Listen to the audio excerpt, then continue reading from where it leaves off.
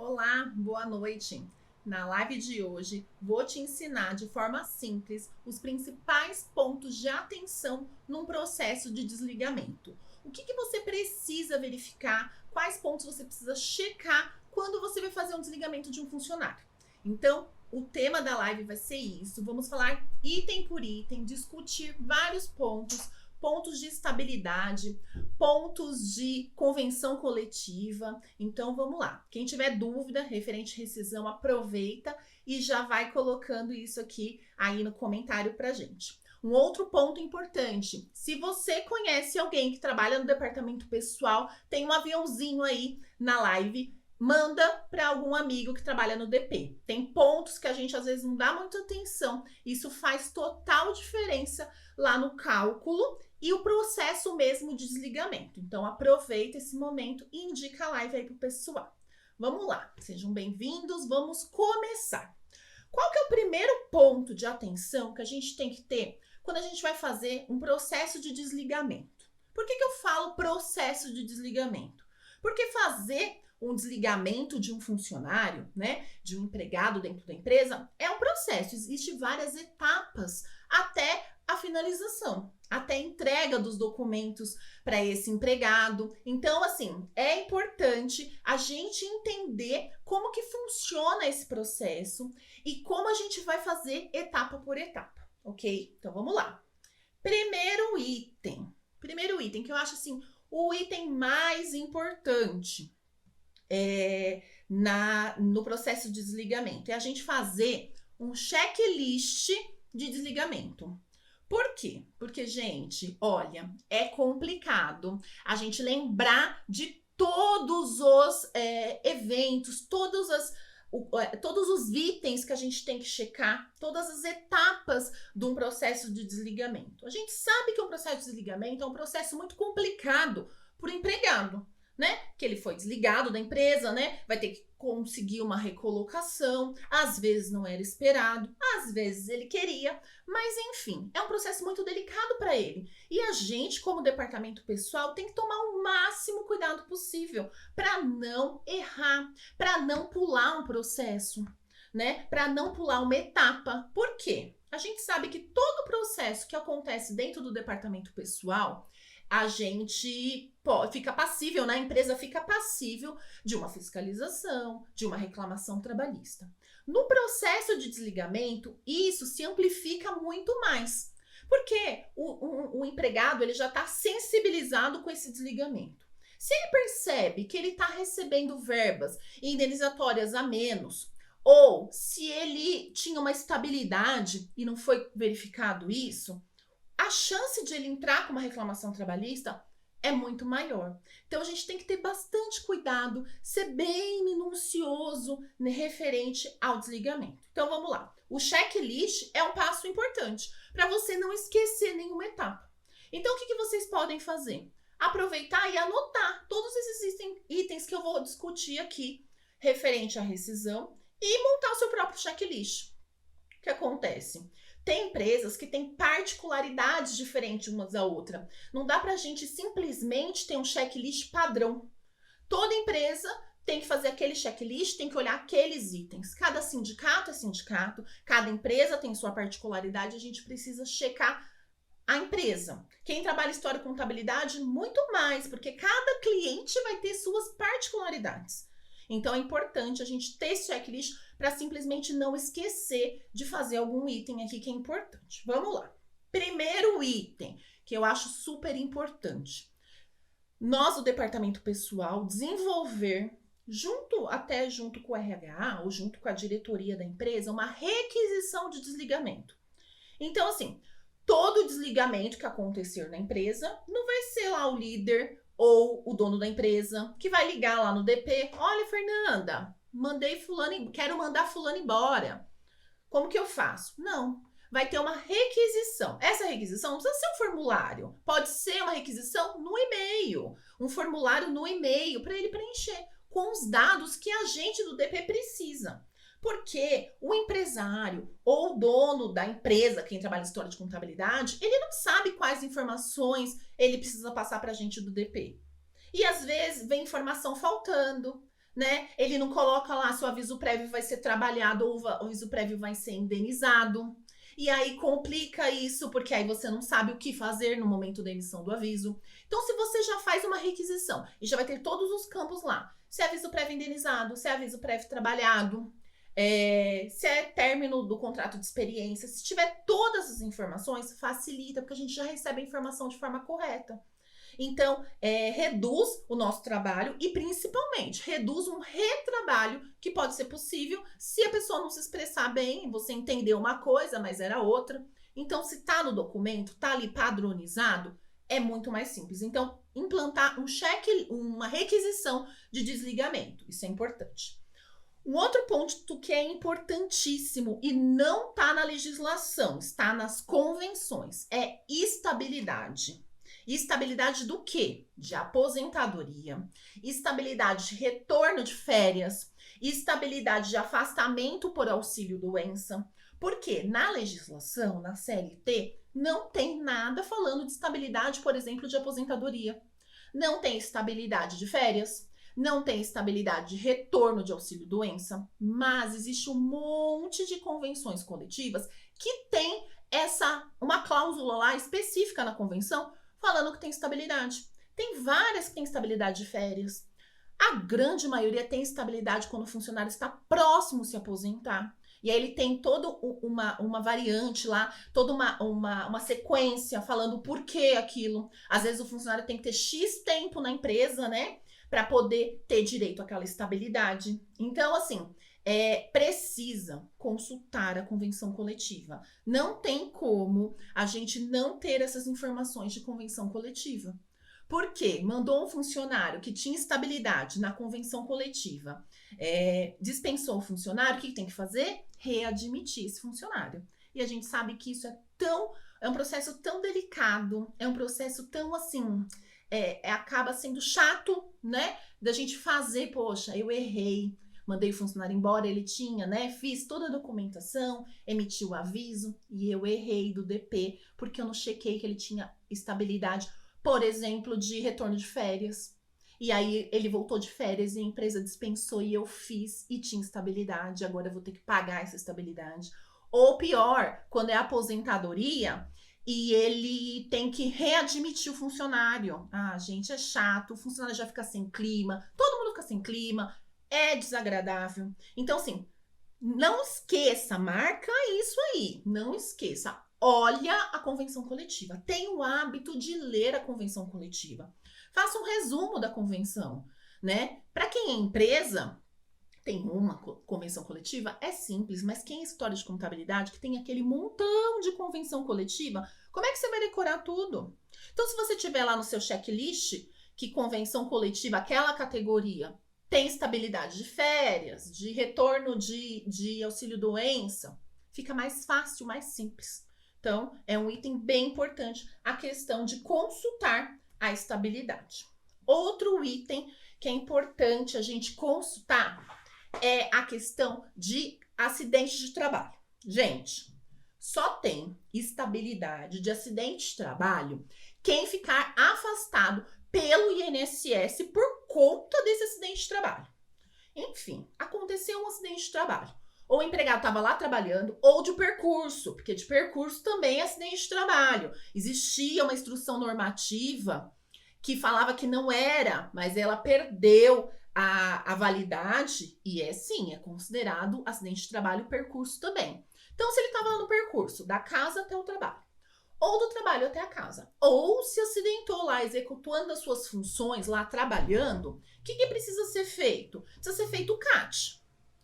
Fez o CAT, já tem estabilidade? Não, não é assim, né? Como que funciona? Para o empregado ele ter direito à estabilidade do acidente de trabalho, ele tem que ter recebido o auxílio acidentário, que é recebido pela Previdência Social. Então, só se ele tiver um afastamento superior a 15 dias, que ele vai receber lá a partir do 16º dia pela Previdência. E aí sim, esse empregado tem estabilidade. Agora, acontece vários acidentes que às vezes o funcionário não fica afastado, só fica algumas horas. Às vezes fica 2, 3 dias. este empregado não tem estabilidade por conta do acidente de trabalho. Então, é bom a gente sempre dar uma verificada e verificar se ele realmente se afastou ou não. Se for só um atestado de poucos dias, não gerou o afastamento previdenciário, aí ele não tem a estabilidade. Um outro item importante: retorno da licença maternidade. Onde está essa lei? Ó, atos, disposições constitucionais, artigo 10, inciso 2, a linha B. Tá aí a estabilidade do retorno da licença maternidade. Qual que é a estabilidade que a gestante tem, né? E depois que tem o filho, qual que é a estabilidade que gera? É desde o início da gravidez até 5 meses após o parto. Conta o parto, 5 meses. Essa é a estabilidade que a gente tem em legislação. Lembrando aquele item anterior, olha na convenção. Tem um monte de convenção por aí que aumenta essa estabilidade. Então, olha se a sua convenção determina isso e verifica se não tem lá um período maior de estabilidade para retorno da licença maternidade. Outro item que é importante, e vira e mexe, dá problema. Vira e mexe, às vezes passa despercebido. Estabilidade de data base. O empregado que for dispensado 30 dias antes da data base, ele tem estabilidade. Ou, se ele for dispensado, a empresa tem que pagar uma multa de 1 salário nas verbas rescisórias. Isso está na Lei 7.238 de 84, artigo 9º. Ok. Então, assim, é um item que a gente às vezes esquece. Por quê? Se o funcionário for dispensado no mês que antecede, vamos colocar um exemplo aqui. A data base é em maio e ele foi dispensado em abril, a empresa tem que pagar essa multa rescisória. Mas dependendo do tipo de aviso prévio. Então, a gente tem que analisar aí caso a caso. Porque se o funcionário for dispensado e ele tem, por exemplo, ele foi dispensado lá no dia 2 de abril e ele tem 2 anos aí na empresa já, né? Ele vai ter direito ao quê? 36 dias de aviso. 2 anos, né? 1 ano faz 33, 2 anos 36. 36 dias de aviso vai terminar lá em maio. Pode dispensar, porque o aviso vai incidir até maio e maio é a data base. Então não tem problema. Agora, se ele for dispensado em março, os 36 dias de aviso prévio, ele foi dispensado lá no comecinho de março, ou fevereiro, por exemplo, no finalzinho de fevereiro, e os 36 dias terminar em abril, que é o mês que antecede a data base, o que acontece? Multa de dissídio, tem que pagar essa multa nas verbas rescisórias. Então é importante a gente avaliar aí caso a caso, né? Cada funcionário tem o tempo de trabalho dele e verificar quando que vai finalizar o aviso prévio dele. E se o aviso prévio trabalhado ou indenizado? Porque se é aviso prévio trabalhado e o aviso prévio trabalhado termina no mês que antecede o dissídio, é a mesma coisa, tem multa de 1 salário. E a gente não quer aumentar as verbas rescisórias, né? Aumentar o valor das verbas rescisórias, onerando com mais a multa de 1 salário. É importante a gente sempre verificar isso e passar para o nosso líder e passar para o nosso cliente. Olha, se dispensar nesta data que você está me solicitando, além das verbas rescisórias normais, vai ter a multa de 1 salário por conta que antecede a data base. E aí fica a critério dele. Se a empresa ou seu cliente quiser fazer, ok, ele deixa documentado o que ele quer fazer e ok, você calcula e paga normal. O que acontece aí muito é que ninguém quer fazer, todo mundo, não, vou esperar então vou esperar para dispensar no mês do dissídio.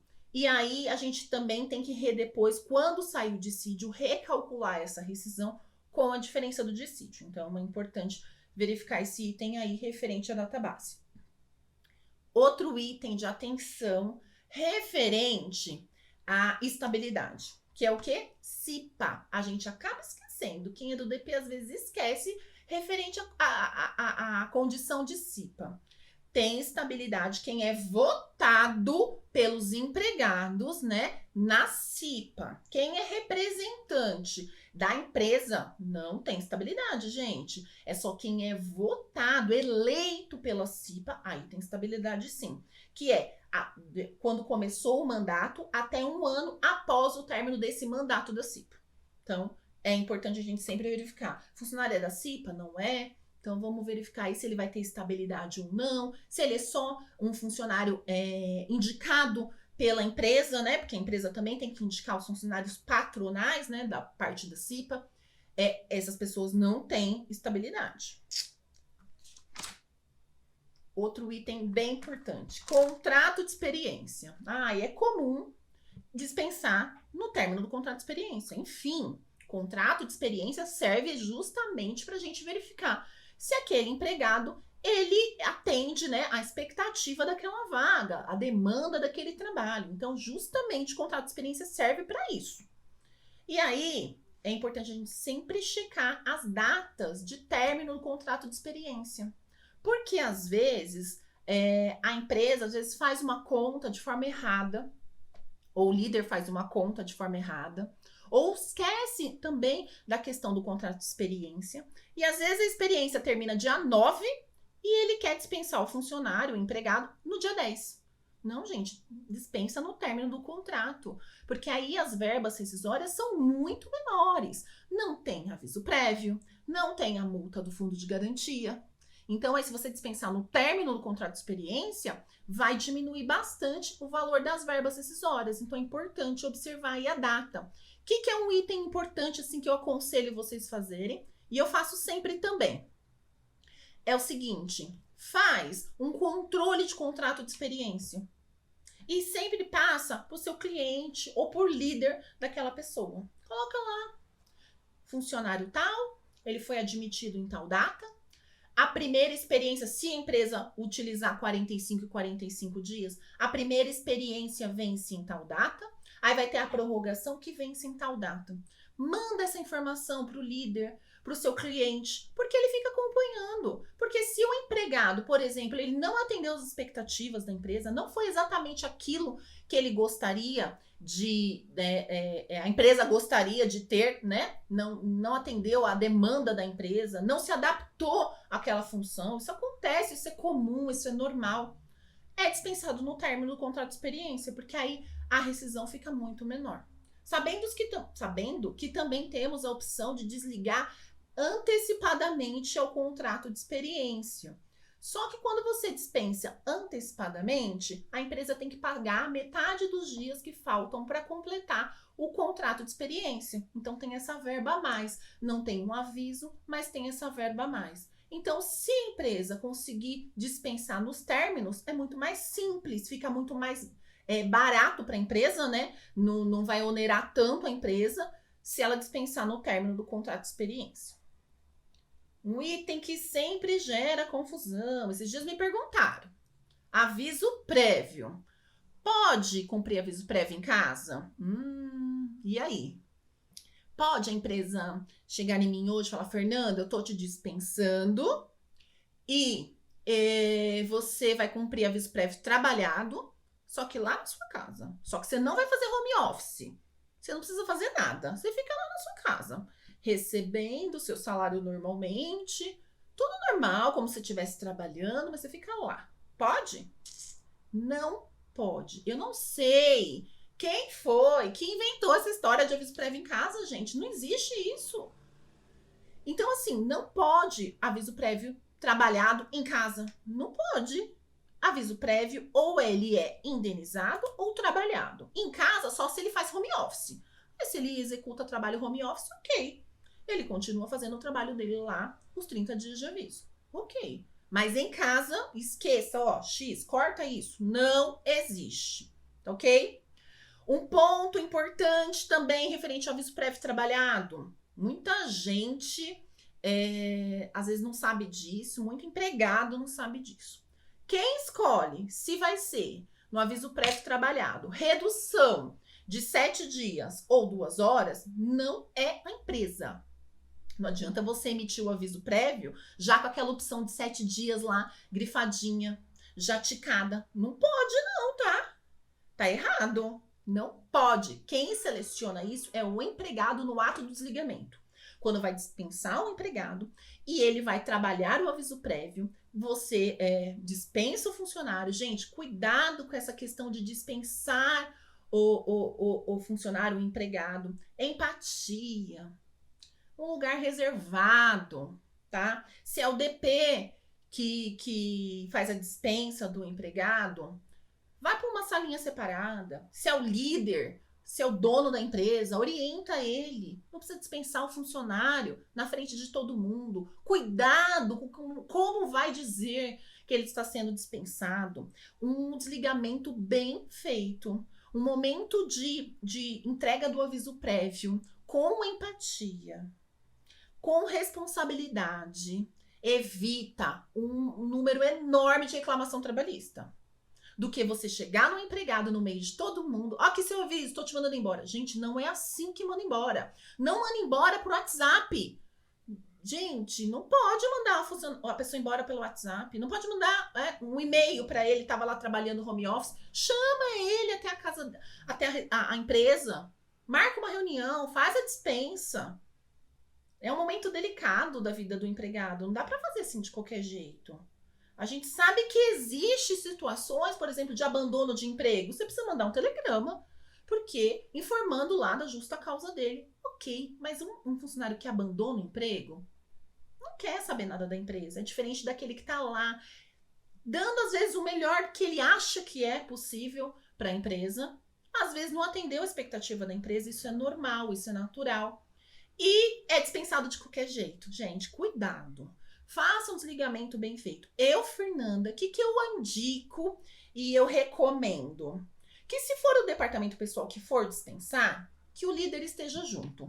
Porque às vezes a gente do DP não tem menor noção nem da atividade que ele fazia. Às vezes nem tinha contato com esse empregado. Como você vai chegar lá dispensando? É importante que o líder esteja presente. Então, assim, é um ponto assim, que eu sempre bato nessa tecla. Eu acho que quem deve, na minha opinião, tá? Quem deve dispensar um empregado é sempre o líder. Pode estar acompanhado do DP. Ok, até legal para o DP dar aquela assessoria lá no que pode, que não pode, data de homologação, toda aquela informação. Ok, mas é importante que o líder esteja presente, não é só o DP chega lá, olha, eu tô dispensando. Nossa, mas por que eu tô sendo mandado embora? Não sei. Enfim, não sei. Você não atendeu as expectativas. Mas eu não sei, porque eu nem tinha contato com você. Então não é legal. Não é legal. Eu acho que em 2022 a gente não precisa mais fazer isso, né? A gente pode falar, ó, não, o líder tem que acompanhar, tem que estar ali junto, tem que estar ali presente. É importante isso. Então, esqueça do aviso prévio em casa. Aí concordo plenamente. É isso mesmo. Esqueça desse aviso prévio em casa. Esqueça que a empresa que decide se é 7 dias ou 2 horas. Esqueça disso. Quem decide é o empregado, tá? Aviso prévio trabalhado. Até recebi hoje uma pergunta. O empregado disse que não vai trabalhar. Ah, eu não quero trabalhar no aviso prévio. Mas é uma opção da empresa. Quem escolhe ser indenizado ou trabalhado é a empresa, tá? Não é o empregado. Ah, mas eu não quero trabalhar no aviso prévio. Eu não gosto, eu não quero, é humilhante. Enfim, várias coisas. O empregado pode não trabalhar no aviso prévio? Pode. O que acontece? Descontado como falta.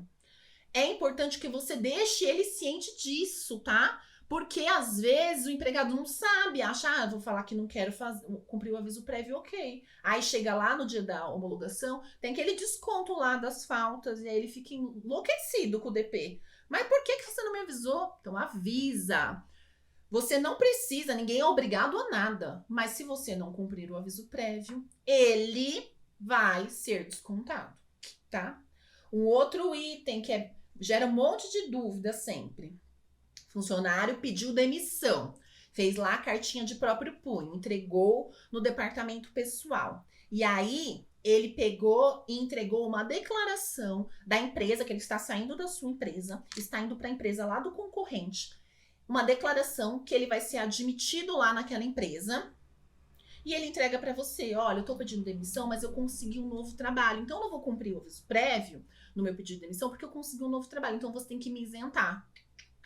Não é assim. A lei determina que para você não descontar o aviso prévio é no caso da empresa dispensar o empregado e ela solicitar que o aviso prévio seja trabalhado. E aí, no decorrer deste aviso prévio trabalhado, ele conseguir um novo emprego, ele sim apresenta essa declaração desse novo vínculo. Gente, é uma declaração lá, papel timbrado da empresa, uma declaração simples, tá? Porque eu vi um pessoal comentando esses dias que tem que ser reconhecido firme em cartório. Não precisa disso, tá? É uma declaração. Claro que a gente tem que olhar. Você pode ligar na empresa para checar se aquilo é verídico ou não. Tem que ser uma declaração com carimbo da empresa, com assinatura, sem rasura. Você pode ligar para checar também se a informação tá certa. Não precisa ser reconhecido firme em cartório, não. É só uma declaração informando que, né, o seu empregado vai trabalhar lá na empresa do concorrente. E aí sim você isenta dele cumprir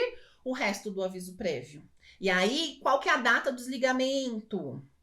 A data, ele entregou aquela que a partir daquele momento ele não vai cumprir mais o aviso prévio, naquele momento é a data do desligamento, aí você tem mais 10 dias para fazer o pagamento das verbas rescisórias, tá? Porque aí ele vai estar isento do cumprimento do aviso prévio.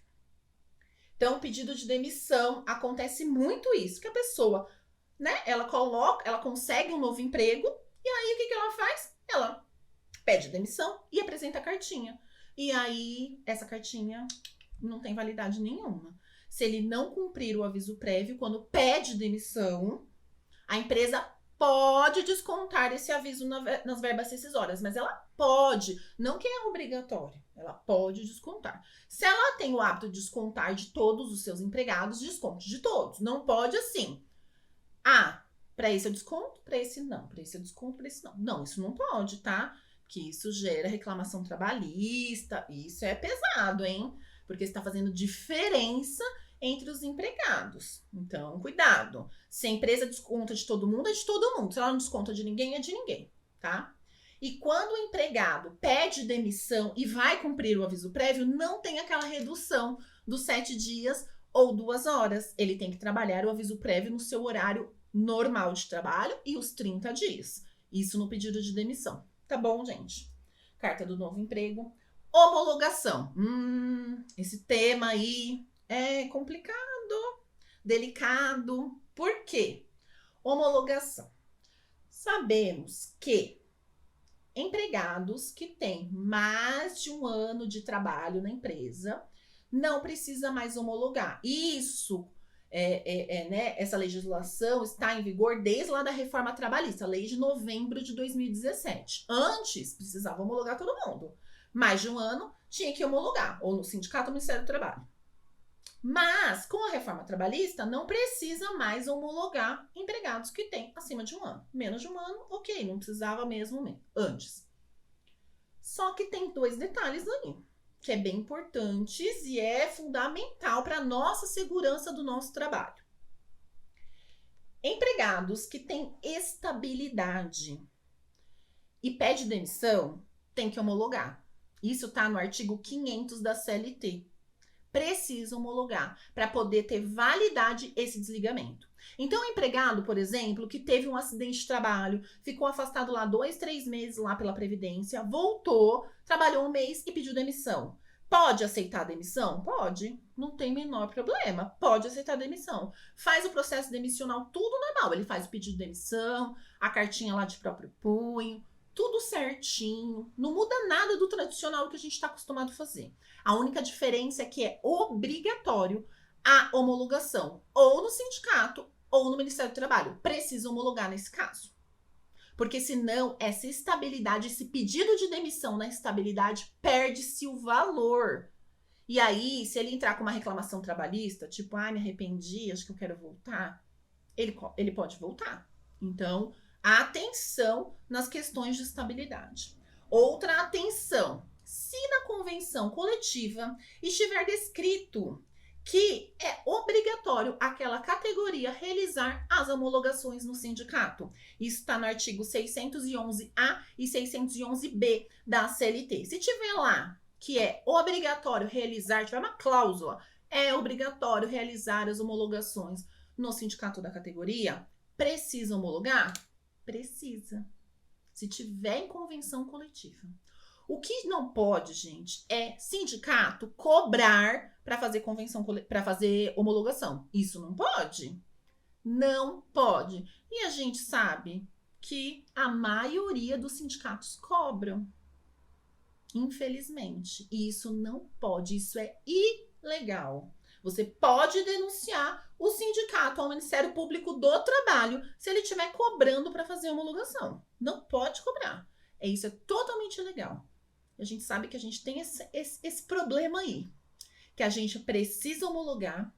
Às vezes o cliente não aceita o pagamento. A gente não aceita, tá na lei, não pode cobrar. Mas você precisa fazer aquela homologação e aí você fica nesse impasse. Não pode ser cobrado. Então conversa lá no sindicato. A gente sabe que é quase inegociável isso, né? Mas pode fazer uma denúncia ao sindicato, porque tá errado, não pode cobrar. Ok? Quem for de sindicato aí, ó, gente, não pode cobrar. Taxa de homologação. Prazo para pagamento de rescisão e prazo para fazer o aso demissional. Qual artigo que eu falei que não pode cobrar da convenção coletiva? 611A e 611B. Vê se é esse artigo. Prazo para pagamento de homologação, de rescisão e de exame médico demissional. Artigo 477 CLT, parágrafo 6º. O prazo para qualquer tipo de desligamento são 10 dias. Qualquer. Antes da reforma trabalhista, a gente sabe que aviso prévio trabalhado, rescisão por término de contrato, era no dia seguinte. Mas não existe mais isso. O que aconteceu? Na reforma trabalhista, unificou todos esses prazos, graças a Deus, né, gente? Porque ficar pensando prazo de um, prazo de outro era péssimo. E um dia era quase impossível a gente conseguir cumprir esse prazo. Cumpria, né? Mas era corrido. Então, graças a Deus, né, com a reforma trabalhista, esse ponto foi positivo, que não precisa mais... O prazo são 10 dias para qualquer tipo de desligamento. Tá? Qualquer tipo de desligamento. E o prazo para realizar o aso demissional? Qual que é o prazo? A gente dispensa o empregado, entrega o aviso prévio, vamos entender que é aviso indenizado. Entrega o aviso prévio lá. Qual que é o prazo para a gente pedir para ele fazer o exame médico demissional? Os mesmos 10 dias. Qual o prazo para homologar? Os mesmos 10 dias. Esse prazo para homologar os mesmos 10 dias, um montão de empresa não faz certo. Porque, gente, é seguinte, o prazo para pagamento, para fazer o aso demissional e o prazo de homologação é o mesmo, são 10 dias. Tem que ser feito dentro deste prazo. E são 10 dias o quê? Corridos? Corridos, 10 dias corridos. Então, é complicado essa questão de fazer homologação depois. O que pode acontecer se na cláusula da convenção coletiva da sua categoria precisa fazer a homologação, é obrigatório, você vai ligar lá no sindicato e vai agendar. E aí você já fala, olha, meu prazo máximo é até tal dia, tem que homologar. Às vezes o sindicato não tem agenda. E aí o que você faz? Peça para ele por escrito essa informação. Pelo menos ali, ó, fala, olha, eu tentei fazer no prazo, o sindicato não tinha agenda e aí eu não tenho o que fazer. Então você tá documentada que você tentou seguir o prazo para homologação, tá, gente? Isso tudo para homologação. Prazo de pagamento é inquestionável. Tem que fazer o recolhimento no prazo certo de pagamento das verbas rescisórias. Passou 1 dia, 2 dias, 3 dias, é a mesma multa, 1 salário de multa por pagar rescisão em atraso. Então, cuidado com este prazo. Sempre conta. Às vezes passa financeiro aí no 8º dia, no 9º dia. Não passa no 10º, porque vai que aconteceu um problema bancário. Pelo menos tem um dia de respiro. Então, passa um dia antes pro seu financeiro, né? Pro seu cliente. Porque aí tem um respiro. Se acontecer algum imprevisto, tem um dia ainda para respirar e falar, não, consegue fazer até amanhã. Ou fala, ó, o prazo é até tal data, o 10º dia é tal data. Se você, já deixa ciente, se você não pagar nesse prazo, vai ter a multa de 1 salário nas verbas rescisórias. E ponto. Então, é importante essa questão. Desconto em rescisão. Nossa, gente, gera dúvida essa questão de desconto, hein? Vamos lá. Gera bastante dúvida. O que eu desconto? O que eu posso descontar? O que eu não posso descontar? Qual o valor máximo de desconto? Então, presta atenção. Existe um limite máximo para desconto nas verbas rescisórias. Hoje eu tô cheia dos artigos, hein? Artigo 477, parágrafo 5º. Qualquer compensação no pagamento que se trata o parágrafo anterior não poderá exceder a 1 mês de remuneração do empregado. Ou seja, tirando-se o juridiquês e simplificando aqui para vocês. O máximo que você pode de desconto do empregado na verba rescisória é 1 salário dele. Então, aí gera um monte de problema. Porque às vezes aquele empregado tem empréstimo, teve falta, teve convênio médico, a parte dele, que era para ser descontada. Teve um montão de verbas rescisórias aí que dava para ser descontada. Mas existe um limite. E o limite é 1 salário. Então, não podemos descontar mais do que 1 salário nas verbas rescisórias. Então, a gente tem que prestar bastante atenção. Principalmente as empresas que fazem empréstimo por conta própria. Eu não recomendo. Porque, gente, é um risco de não dispensar, de não receber esse valor. É complicadíssimo o empregador acabar não recebendo aquele valor de empréstimo. Porque às vezes tem empresa que tem o hábito aí de fazer um empréstimo para um empregado e vai descontando lá nas verbas rescisórias dele. E empréstimo só pode descontar até 30% do valor das verbas rescisórias. Então, você vai pegar o valor total das verbas rescisórias, vai verificar 30%, esse é o valor máximo que você pode descontar de empréstimo. Lei 10.820 de 2003. É o máximo. E aí, se você faz um empréstimo por conta própria, a empresa faz por conta própria, como que ela vai receber o restante? Então, é importante já, quando a empresa tem esse hábito de fazer empréstimo para os empregados por conta própria, já verifica com o seu jurídico o que pode ser feito no caso de desligamento. Se o empregado depois vai pagar a empresa, se a empresa dá aquele valor como perdido, como que vai ser feito isso? Isso é jurídico, gente. Tem que sentar com o jurídico. A empresa, ela mostrou interesse de querer, às vezes, ajudar um empregado que está passando por uma situação difícil, eu entendo isso. Porém, tem que estar resguardado como vai receber. Porque aí acontece alguma coisa, tem que dispensar aquele funcionário, ou ele mesmo pede demissão. E aí, como que você vai descontar o restante do empréstimo que você fez para esse empregado e estava descontando lá em parcelas na folha de pagamento dele? Então, é complicado. Diferente de quem faz empréstimo vinculado ao banco. Tem aquele valor consignado lá no banco. Aí não tem problema. Por quê? Você vai informar, vai fazer os 30% lá do desconto do empréstimo deste empregado nas verbas rescisórias. E aí você vai informar para o banco que ele foi desligado e o valor que você já descontou dele. E aí o banco vai entrar em contato com ele e vai fazer a cobrança lá conforme o contrato que ele assinou com o banco quando fez esse empréstimo, tá? Então, com o banco, a empresa não vai ter nenhum problema porque ela só intermedia, né? Ela só faz esse desconto no holerite e repassa ao banco. E aí ela vai informar que foi feito esse desligamento, qual valor foi descontado, vai repassar ao banco, e aí o banco e o ex-empregado se entendem depois como vai ser feito esse desconto.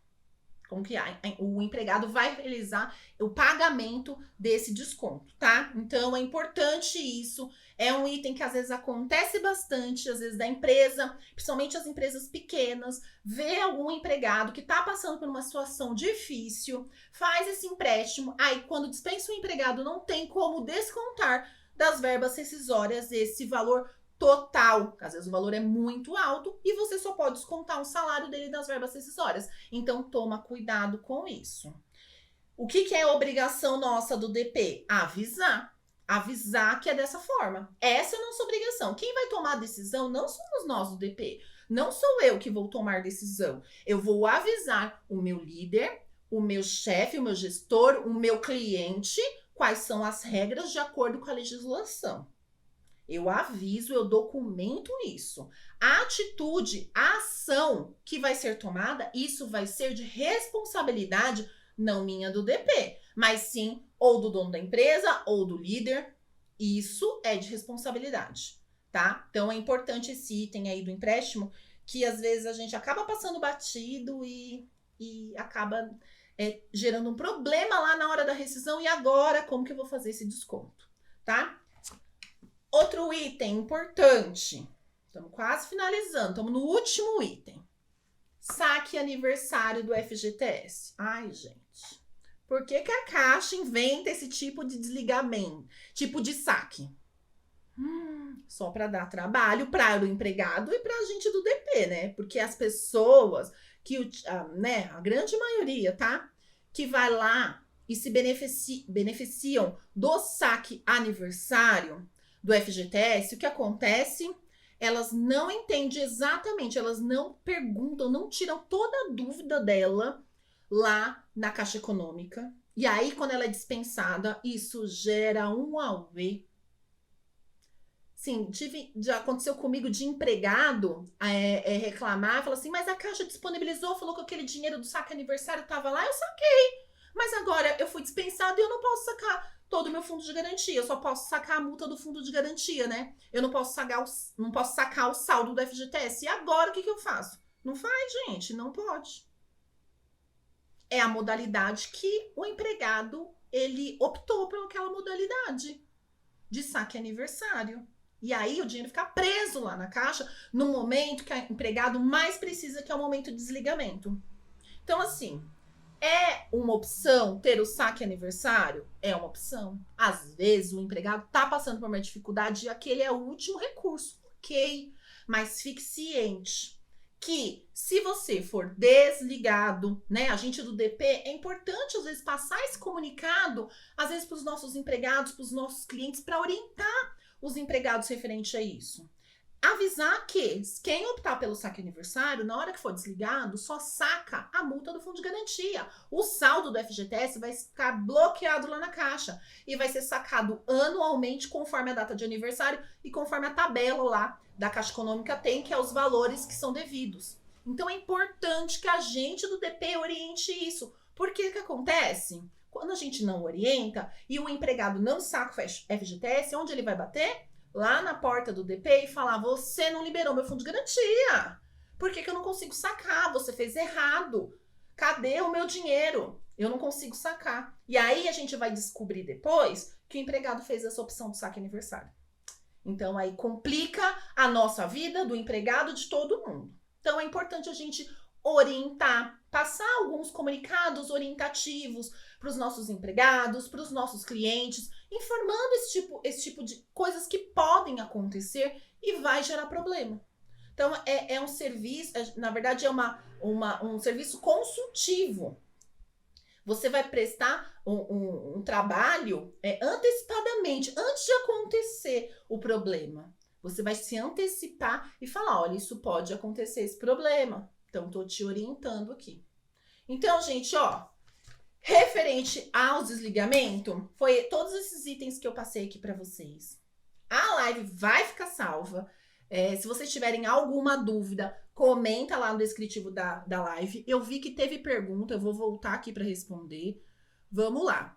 Dispensa com justa causa. Paga banco de horas do funcionário? Paga. Por que acontece? Quando eu dispenso um funcionário por justa causa, o que ele tem direito a receber? Saldo de salário e férias vencidas, se houver. Mais nada. Não tem mais nada. Porém, banco de horas é considerado como fosse um salário que ele tinha que receber. Por exemplo, se ele tiver hora extra também, você vai pagar as horas extras, tá? Hora extra, adicional noturno, que ele tiver referente a isso, tá? Então, assim, o banco de horas, ele entra como uma verba salarial. Então, se ele tiver saldo lá de banco de horas, tem que pagar na justa causa também, tá? Obrigada. artigo 611A e B. Esses artigos são, se tiver lá na convenção coletiva que é obrigatório homologar, precisa homologar. Repete os artigos, ok. O artigo já falamos. Eu acho que é isso. Aconteceu comigo esses dias. Ah, referente à forma de desligar os empregados, né? Ok. Então, gente, ó, a live vai ficar salva. Qualquer dúvida, coloca lá nos comentários. Tchau, tchau. Boa noite.